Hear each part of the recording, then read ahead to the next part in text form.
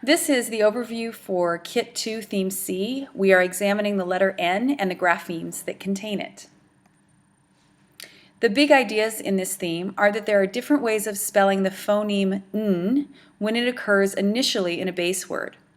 We can spell it with the single letter N, we can spell it with the digraph KN, the digraph GN, the digraph PN, or the digraph MN. This theme will explain that having different ways of representing the same phoneme is a necessary advantage of the spelling system. This is important because it helps us explain to kids and to ourselves that English spelling does make sense. There are reasons behind the spellings. They're not unnecessary and they're not confusing. You just have to understand what they are.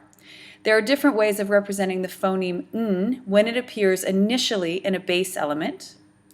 The phonologies of the graphemes N, KN, NG, GN, PN, and MN will be considered, as will the phonetics of the nasal consonants N and as in sing. This theme, therefore, has a very strong phonological focus. In preparing for this theme, it's important to understand that although this theme is centered around just one letter of the alphabet, the letter N, the principles we meet are relevant to the spelling system as a whole.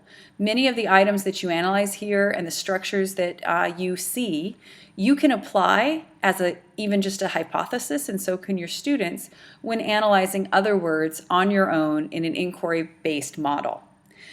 The other big important thing around this theme is to recognize that the underlying message of the whole theme is helping us all move away from the alphabetic principle, which, in Melvin's words, concentrating on isolated letters obscures, if not prevents, orthographic cognition. Basically, when we tell kids or when we approach spelling believing there is one letter for one sound, we're just not going to get very far.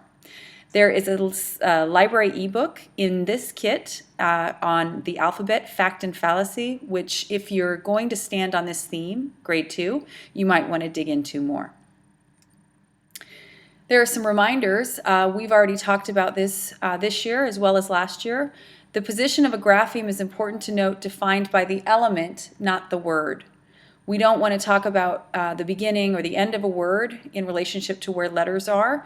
Instead, we want to use the terms initial, medial, and final. Similarly, it's important, looking at the example there for the word renewal, we need to analyze a word's structure before we can answer the question, what is the position of N in renewal? If you don't analyze the word down to its structure, its basic structure, then you would mistakenly say the N was in the medial position, when in actuality, because RE and AL are affixes, N is in the initial position of the base element. This is sort of level 2 work, and I think if we have some little bitties, first grade, kindergarten, it may not be as necessary because they're trying to get into this idea of initial, medial, and final, but certainly for our older kids, we're now ready to say analyze the structure of the word first. Similarly, the homophone principle is important here because the spelling system often will indicate ways to change the spelling so that we can indicate a change in meaning. The example here is sent, sent, and sent.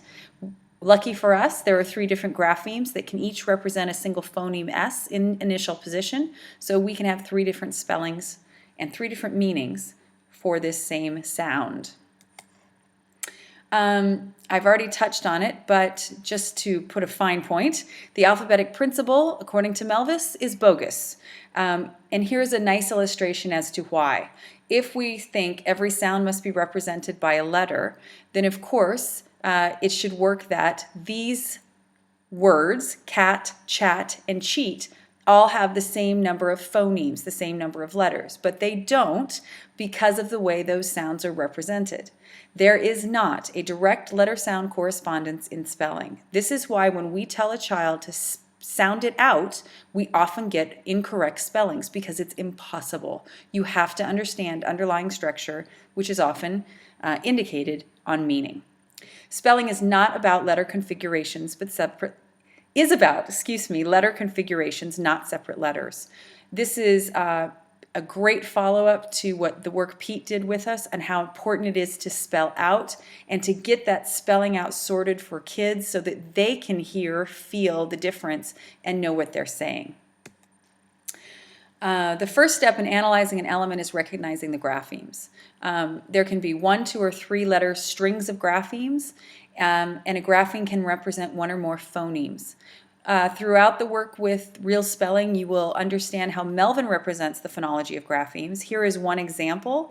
You do not need to show this to students. It's simply in the kit, and I put it here for your usage to help you get your head around this. The grapheme CH can represent the phonemes ch, sh, and k.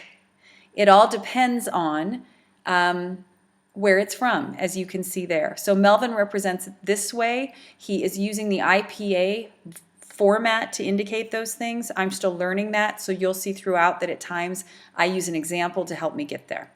The phonetics of the letter N, we do not ever want to say N to as the sound that this letter makes. Instead, it's N.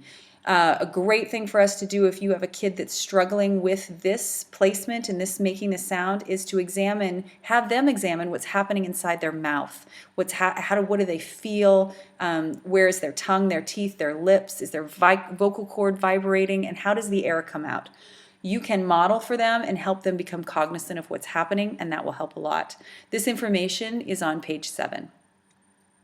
So getting into the main theme, we are studying the single letter grapheme N. Like each one of the alphabetic letters except for Q, the letter N can itself serve as a grapheme.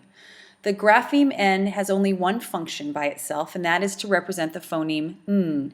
It can be written in any of the positions, initial, medial, and final, as evidenced by the examples provided, not, barren, any, and name. But you need to be aware that the letter N is not always a grapheme, and this is where spellers get stumped. Look for a minute at the examples. Here, letter N, the letter N, is not a grapheme as much as it is a component of a digraph. So it is one of the 2 letters necessary to indicate the sound. We're going to move on from there, looking at the initial digraph KN.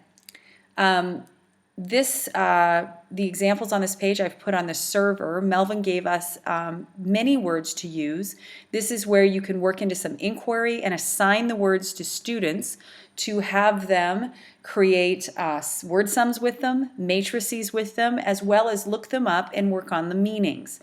If they look at the digraph KN, in this evidence bank, they should come across some consistencies. One of which is that KN represents the phoneme N in initial position only. We do not find it in other positions. The other thing they might notice is that KN is of Germanic origin. So many of these words come from Germanic origin, and they should see some links there. From that point on, it should give them a heads up if they're thinking about meaning and thinking about where it came from as to how to spell it. There's a podcast about the word know, K-N-O-W, on page 9. If you put your mouse over it, you can listen to that podcast. The etymological factors, so the factors of origin and meaning, will influence the grapheme that you use. It's pretty simple. So if the origin of the word is Germanic, more than likely you're going to put KN in the initial position. There's some homophones that you can work with KN. There's a little list there that is again on the server, as well as some interesting word sums that you can have kids work with and matrices and practice making word sums. There's an initial digraph GN. The theory is that this may have come from the Swiss. There's a little starter collection of these words, and they're interesting words, and I think they're fun words for kids to gather information from the dictionary about their meaning, and from there you can work on, again, word sums and matrices and spelling out. There's a Greek initial digraph for N. There are 2 of them. One of them is spelled PN, and that is as in the word pneumatic, as well as the digraph MN, which means memory and can be found in a word like mnemonics. These may be fascinating for some of your higher level spellers that are really interested in meaning. There's a medial and final digraph, NG, and identifying that digraph requires that you break down a word.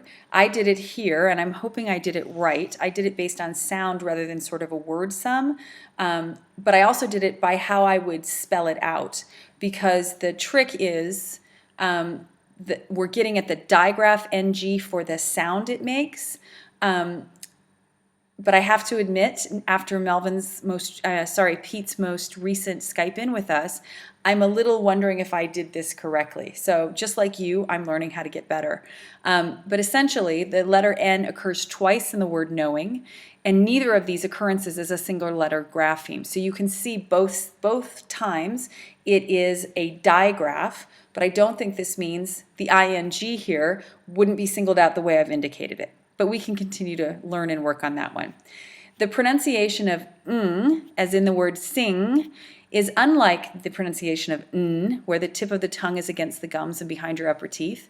The difference is that the tip of the tongue is not there. There's more information about that in the theme, but this is one sometimes that kids have, especially ESL kids, have trouble with and might be worth practicing and investigating. There are some times when the single letter N will represent the phoneme and there's a reason why. So taking the word sing, where you can clearly hear ing, there are 3 phonemes there. The NG represents 1, and that's the ice cream man, just bear with me. In SINK, there are 4 phonemes, clearly an S, an I, an ng, and the K, but it's not pronounced sink. We actually do that sing, and we use that like sing sound. What happens is that if a single letter N grapheme is followed by the K, then the phonology, the sound we make, is that ing, like is in sing. So this is something too that give kids an opportunity to investigate this and find this out for themselves. Maybe ask them, give them the word sing, give them the word sink, and have them hypothesize why the N in sink makes that same sound even though there isn't a G.